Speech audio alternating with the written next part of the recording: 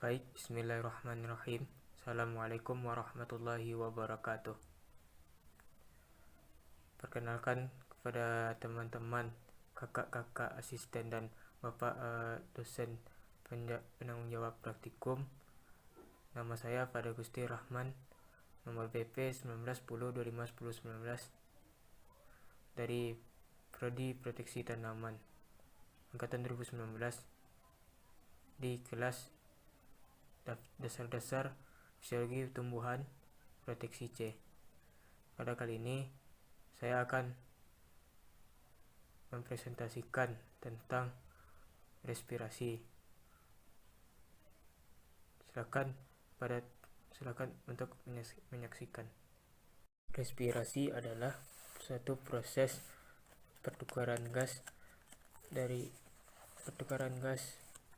oksigen dan CO2, yang mana oksigen tersebut dikeluarkan lewat stomata dan CO2 masih tetap di daun untuk dilakukan proses fotosintesis. Untuk proses respirasi ini biasanya terdiri dari dua macam, yakni respirasi aerob dan respirasi anaerob. Untuk proses respirasi biasanya disebut dengan proses katabolisme atau pemecahan molekul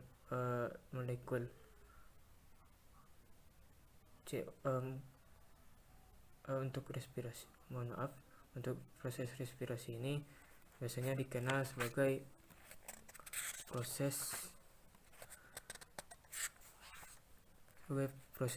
metabolisme, yang mana untuk metabolisme respirasi ini biasanya disebut dengan proses katabolisme, yang mana untuk proses respirasi ini biasanya disebut dengan berasimilasi dengan proses anabolisme, yang mana gas CO2 itu dijadikan bahan baku utama dalam proses pembentukan glukosa. Respirasi disebut juga sebagai proses oksidasi karbon dioksida pada proses fotosintesis. Respirasi terdiri dari dua macam, yang berdasarkan yang terjadi pada sel tumbuhan. Yang pertama, respirasi anaerob dan respirasi aerob. Respirasi aerob adalah respirasi yang membutuhkan oksigen dengan yang menghasilkan energi yang sangat kecil. Dan sedangkan respirasi anaerob merupakan respirasi yang tidak membutuhkan oksigen namun menghasilkan jumlah ATP yang besar.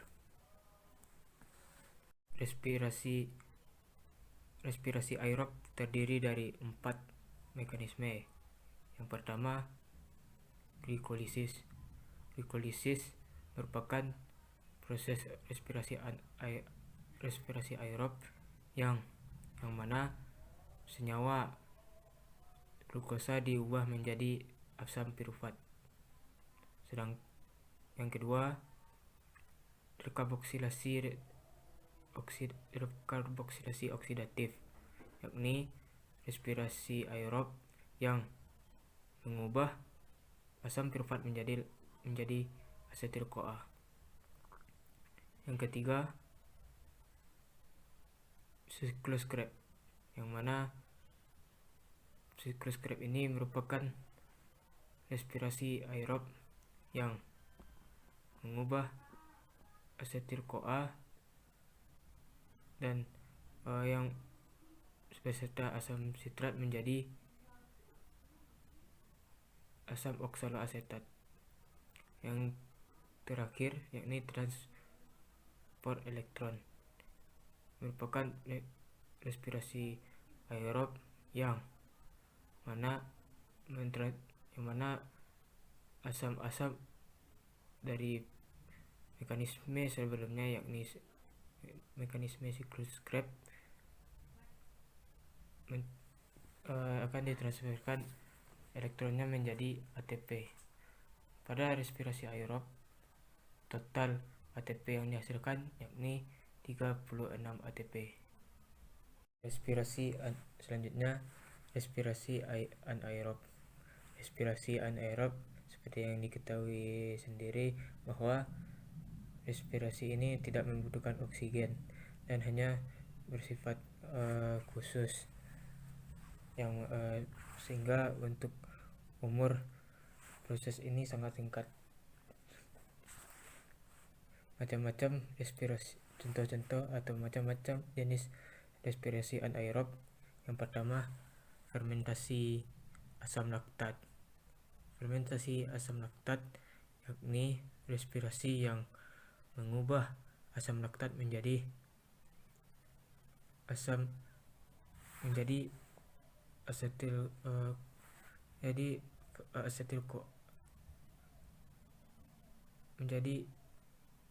CoA. Sedangkan yang kedua, fermentasi alkohol atau etanol, yakni proses respirasi yang mengubah etanol atau alkohol menjadi fosfoenol pirufat.